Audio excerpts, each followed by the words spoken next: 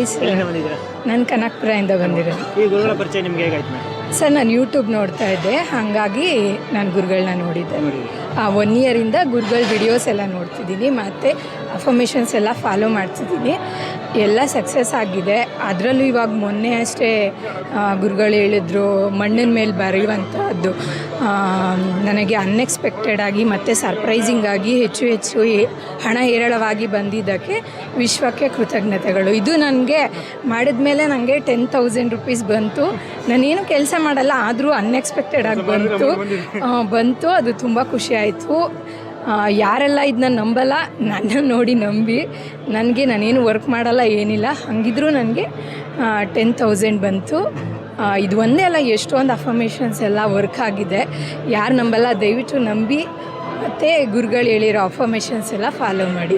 ಇವತ್ತಿನ ವರ್ಕ್ಶಾಪ್ನಲ್ಲಿ ಕಲ್ತಿರೋ ಒಂದು ಒಳ್ಳೆ ವಿಚಾರ ತಿಳಿಸ್ಕೊಡೋಣ ಸರ್. ನಾವು ದುಡ್ಡನ್ನ ಯಾವ ರೀತಿಯಾಗಿ ಪ್ರೀತಿಸಬೇಕು, ಮತ್ತು ನಾವು ದುಡ್ಡನ್ನ ಹೆಂಗೆ ಎಲ್ಲಿ ಅಂದರೆ ಅಲ್ಲಿ ಹಾಕ್ಬಿಡ್ತಾ ಇದ್ವಿ, ಹೆಂಗೆ ಇಟ್ಕೋಬೇಕು, ದುಡ್ಡನ್ನ ಹೆಂಗೆ ಪ್ರೀತಿ ಮಾಡಬೇಕು, ಆಮೇಲೆ ಮನಿ ಮೆಡಿಟೇಷನ್ ಹೇಗೆ ಮಾಡಬೇಕು, ಹೀಗೆ ತುಂಬ ಸಾಕಷ್ಟು ವಿಷಯಗಳ ಬಗ್ಗೆ ತಿಳ್ಕೊಂಡೆ. ತುಂಬಾ ಖುಷಿ ಆಯಿತು.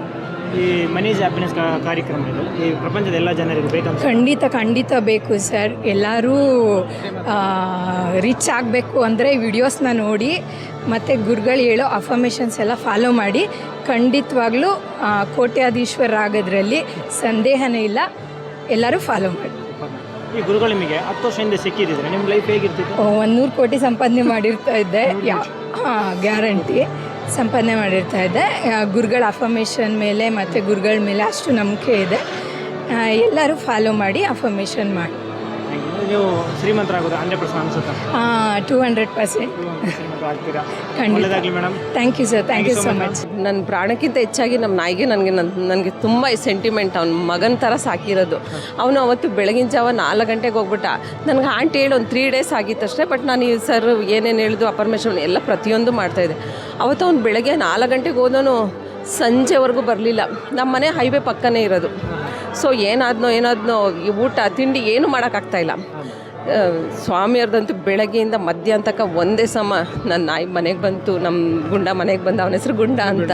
ಗುಂಡ ಮನೆಗೆ ಬಂದಿದ್ದಾನೆ. ಇದನ್ನು ಕೊಟ್ಟಂಥ ವಿಶ್ವಕ್ಕೆ ನನ್ನ ಸಾಷ್ಟಾಂಗ ನಮಸ್ಕಾರಗಳು ಅಂತ ಇದೇ ಥರನೇ ಹೇಳಿ ಕರೆಕ್ಟಾಗಿ ಬೆಳಗ್ಗೆ 4 ಗಂಟೆಗೆ ಮತ್ತೆ 4 ಗಂಟೆಗೆ ಬಂದ.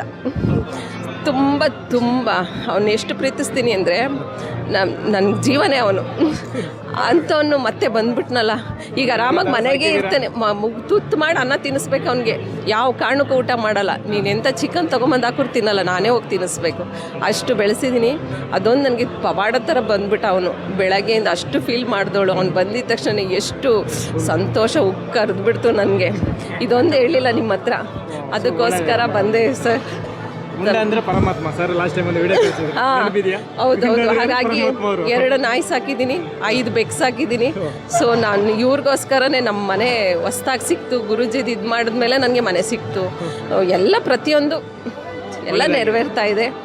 ದೇವ್ರು ಎಲ್ಲೋಗಿ ಮುಟ್ಟಿಸ್ತಾನೋ ಗೊತ್ತಿಲ್ಲ. ರೀಚ್ ಆಗಬೇಕು, ಆಗಲೇಬೇಕು. ಈ ಒಂದು ಪರಿಸ್ಥಿತಿಲಿ ನಾನು ಅಲ್ಲಿಗೆ ಬಂದರೆ ನನಗೂ ಒಂದು ಬೆಲೆ. ಇಲ್ದಿದ್ರೆ ತುಂಬ ಕಷ್ಟ ಆಗುತ್ತೆ. ಸ್ವಾಮಿ ನಂಬ್ಕೊಂಡು ಬಂದಿದ್ದೀನಿ. ಗುರುಜಿ ನನಗೆ ದಾರಿ ಮಾಡಿಕೊಟ್ಟಿದ್ದಾರೆ. ಅದ್ರ ಪ್ರಕಾರನೇ ನಾನು ಹೋಗ್ತೀನಿ. Thank you sir, thank you.